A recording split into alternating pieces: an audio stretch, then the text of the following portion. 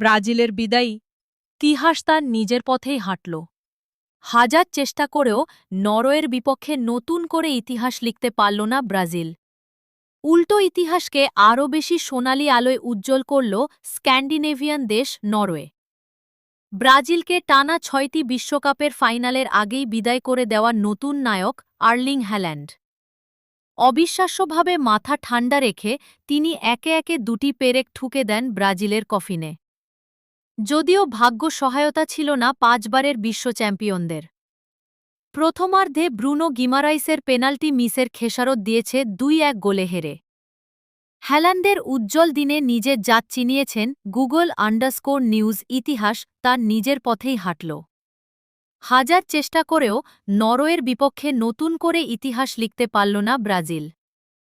উল্টো ইতিহাসকে আরও বেশি সোনালি আলোয় উজ্জ্বল করল স্ক্যান্ডিনেভিয়ান দেশ নরওয়ে। ব্রাজিলকে টানা ৬টি বিশ্বকাপের ফাইনালের আগেই বিদায় করে দেওয়ার নতুন নায়ক আর্লিং হ্যাল্যান্ড। অবিশ্বাস্যভাবে মাথা ঠান্ডা রেখে তিনি একে একে দুটি পেরেক ঠুকে দেন ব্রাজিলের কফিনে। যদিও ভাগ্য সহায়তা ছিল না ৫ বারের বিশ্ব চ্যাম্পিয়নদের। প্রথমার্ধে ব্রুনো গিমারাইসের পেনাল্টি মিসের খেসারত দিয়েছে ২-১ গোলে হেরে। হ্যাল্যান্ডের উজ্জ্বল দিনে নিজের জাত চিনিয়েছেন নেইমার। দ্বিতীয় হাইড্রেশন ব্রেকের পর মাঠে নেমে পেনাল্টিতে সেলেসাওদের একমাত্র গোলটি করেন নেইমার। তার বিশ্বকাপ ক্যারিয়ার শেষ করেন ওই গোলেই।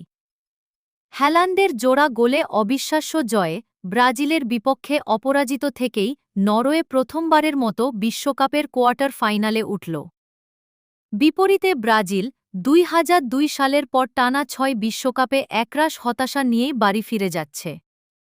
জোড়া গোল করে হ্যাল্যান্ড এখন লিওনেল মেসি ও কিলিয়ান এমবাপ্পের পাশে। ৩ তারকার গোলই ৭টি করে। ম্যাচ শেষে নেইমার কাঁদছেন, উল্লাস করছেন হ্যাল্যান্ড। নিউজার্সির চিত্র ছিল ম্যাচ শেষে। বিশ্বের ৮৭ দেশের বিপক্ষে জয়ের রেকর্ডস রয়েছে ব্রাজিলের। অথচ নিউজার্সির ম্যাচটির আগে নরওয়ের বিপক্ষে জয়ের কোনো রেকর্ড ছিল না সেলেসাওদের। সেই রেকর্ড